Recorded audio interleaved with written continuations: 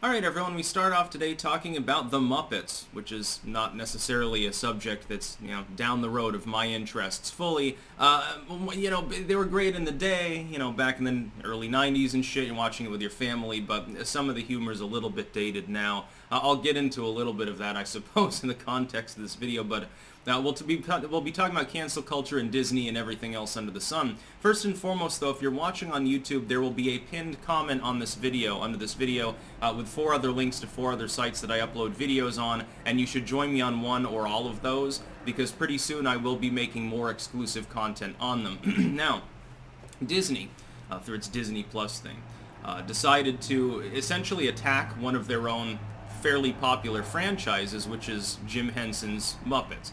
I can't even remember how many fucking seasons they did of the Muppet shows. It was sort of like a Reagan-era, Clinton-era ritual, really, people watching those with their families.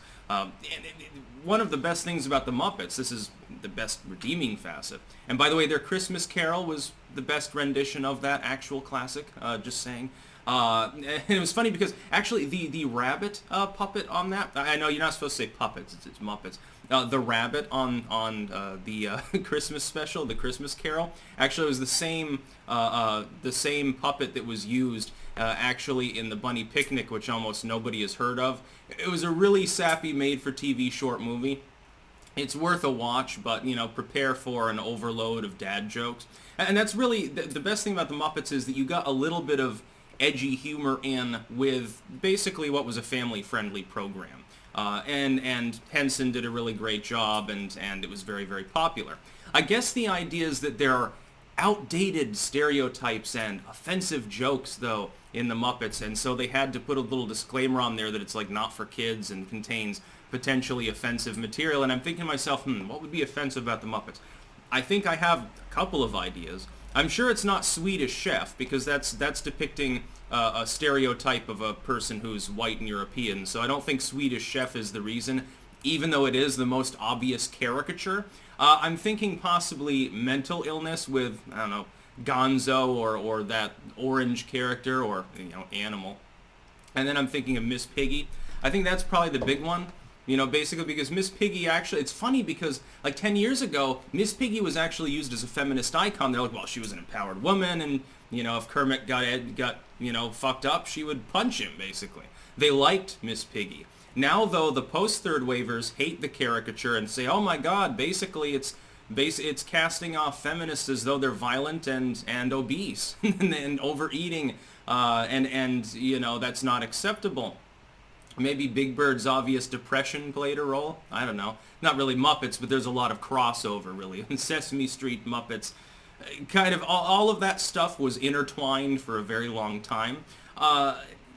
This makes no sense, though, and it's not even really cancel culture, because keep in mind, this is the company that owns the franchise. So it's not like some other third-party group came in and said, oh my god, we're so offended by the Muppets that they're not watching anyway. Gonzo's nose looks like a fucking cock, and that's too masculine, so it's not appropriate for younger audiences. And I'm thinking to myself, that's literally what the show is geared towards. But it was geared towards younger audiences in an era when cancel culture wasn't really a thing, and corporations typically, if they had a popular franchise, didn't self-censor. Wait until these people look at some of the early on-demand era shit like Deadwood or something like that. Can you imagine if they came cancel culture for that stuff? That's the stuff that's actually edgy. Like that you definitely wouldn't want kids watching. With the Muppets, there is nothing there that's specifically offensive enough to justify having a warning on there. That's just pussying out by Disney. I wonder if they did it preemptively. Like, well, we have the feminist figure, might get us in trouble. We do have jokes. I mean, keep in mind, every character there is a stereotype. That part is definitely true. You got those, I can't remember their names, the 2 old dudes that, crack jokes and are always in the theater. Sort of a stereotype of crotchety old white dudes. That's basically what it is. And it's a stereotype because that's funny. That's the whole point. Miss Piggy is the overbearing, Kermit's girlfriend or wife or whatever the fuck she was supposed to be. They're in an interspecies relationship. That's leftist friendly. It is a caricature. It's meant to be. That's the joke. The whole joke is that everything that he says pisses her off, and then she goes haywire and yells at him and sometimes physically assaults him. It's funny. It's the whole point. And you go on down the line. And then there's, what was it, Beaker and, I can't remember the other dude. There was that one puppet with, like, the long skinny head and the red hair and shit that couldn't really speak for some reason. I'm sure that's some sort of a joke, and I guess they just represent scientists like nerds. Again, that's a joke. It's a stereotype. Oh, these nerdy people, and they're always doing these experiments, and they blow up in their face, and this one's kind of, I guess, socially awkward and can't speak. That's why it's funny. Believe it or not, taboos and bigoted things, controversial and edgy statements, that's literally what humor is comprised of. The transgression is what makes it funny. Otherwise, you're left with puns, which are only funny because they're non-funny. You're left with anti-humor. You're left with deliberate non-jokes.